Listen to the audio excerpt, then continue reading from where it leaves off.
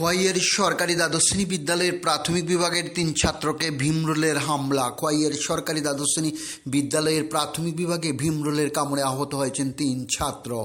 ঘটনাকে কেন্দ্র করে বিদ্যালয় চত্বরে চাঞ্চল্য সৃষ্টি হয়েছে। আজ আহত ছাত্রদের প্রাথমিক চিকিৎসা প্রদান করা হয়েছে বলে অভিভাবক সূত্রে জানা গেছে।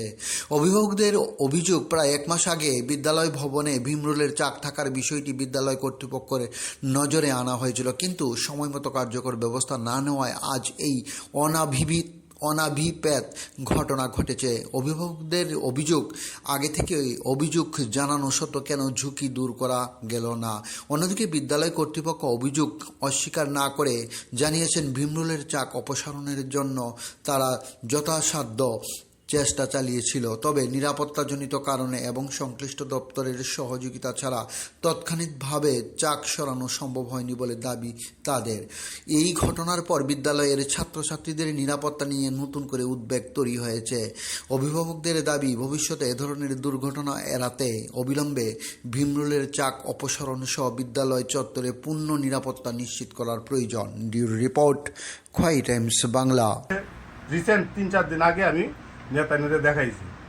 আজকে আমি স্কুলে গেছি, যাওয়ার পরে দেখলাম বেঙ্গুরের বাসাটা আছে। হেডমাস্টার আমি বললাম আজকে যে এটা ভেঙে ফেলুন, না হলে তো স্কুলে বাচ্চাদের এটা কামড়াতে পারে।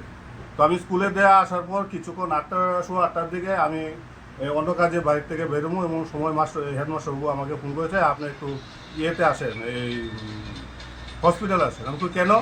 বেঙ্গুরে কামড় দিছে। আমি তৎক্ষণাৎ আমার মিসেসকে নিয়ে আমি হসপিটালে গেলাম। যাওয়ার পরে ওরা বললো যে আপনি স্কুলে আসে। তো স্কুলে যাওয়ার পরে দেখলাম তারা এই হসপিটাল থেকে স্কুলে নিয়ে গেছে।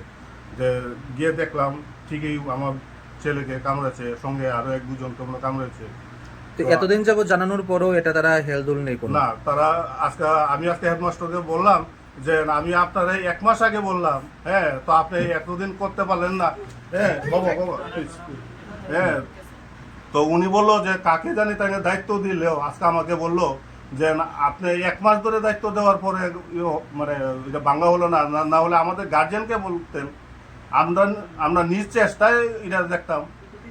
এই কথা আমি আজকে বলে আসছি। আমি প্রশাসনের কাছে দৃষ্টি আকর্ষণ করছি, আমার বাচ্চা যাতে কোনো অসুবিধা না হয়। তাহলে আমি ভবিষ্যতে আমি আমার ছেলে যদি কিছু হয় আমি আইনের আশ্রয় নেব। এবং শিক্ষা দপ্তরের কাছে আমি অনুরোধ থাকবো যে এই ধরনের যাতে ভবিষ্যতে না হয়। আমার বাচ্চাকে আজকে কামড় দিয়েছে, ভবিষ্যতে কোনো বাচ্চা যাতে এইরকম এই আঘাত না পেতে হয়। আপনার নামটা? আমার নাম লিটন গুপ। আপনার আমার ছেলের নাম নীলাঞ্জিত গুপ। ক্লাস 4-এ পড়ে, হাই সেকেন্ডারি স্কুলে। আপনাদের বাড়ি কোন জায়গায়? আমাদের বাড়ি চরগঞ্জি।